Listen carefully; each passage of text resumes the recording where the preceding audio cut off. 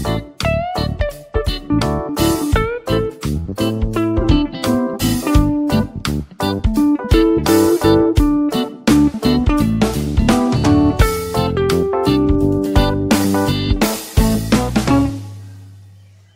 friends, welcome to Priyadashini's kitchen.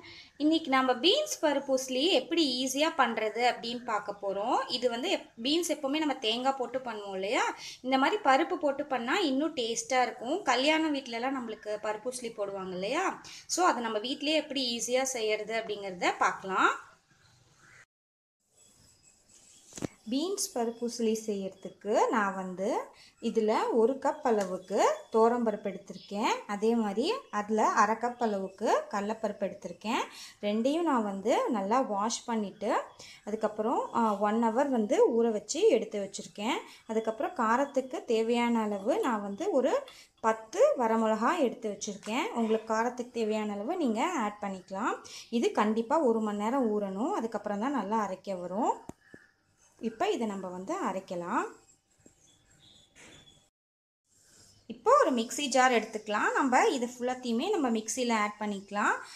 அதாவது தோரம்பருப்பு 1 cup, கடலைப்பருப்பு 1/2 கப்பு, 10 வரமிளகாய் இது எல்லாத்தையுமே ஆட் பண்ணிக்கலாம்.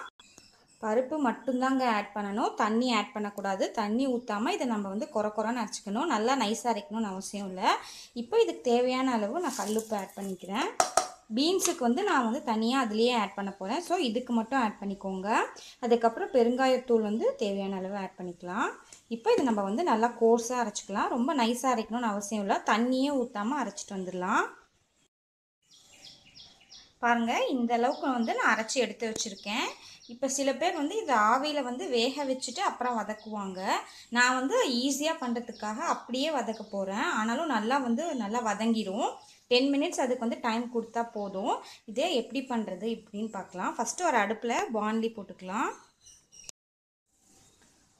நான் வந்து இந்த மாதிரி பீன்ஸை கட் பண்ணிவிட்டு நல்லா வேக வச்சு உப்பு போட்டு மஞ்சள் பொடி போட்டு வேக வச்சு எடுத்து வச்சுருக்கேன். இப்போ இதை நம்ம வதக்கிடலாம்.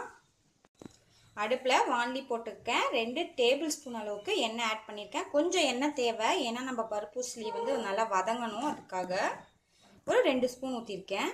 இப்போ எண்ணெய் காயட்டும். இப்போ எண்ணெய் வந்து நல்லா காஞ்சிருச்சு. இப்போ கடுகு 1 ஸ்பூன் ஆட் பண்ணிக்கலாம். கடுகு 1 டீஸ்பூன், உளுந்தம்பருப்பு 1 டீஸ்பூன் ஆட் பண்ணியிருக்கேன். இப்போ இதில் நம்ம வந்து கருவேப்பிலை ஆட் பண்ணிக்கலாம். ஃப்ரெஷ்ஷாக கருவேப்பிலை.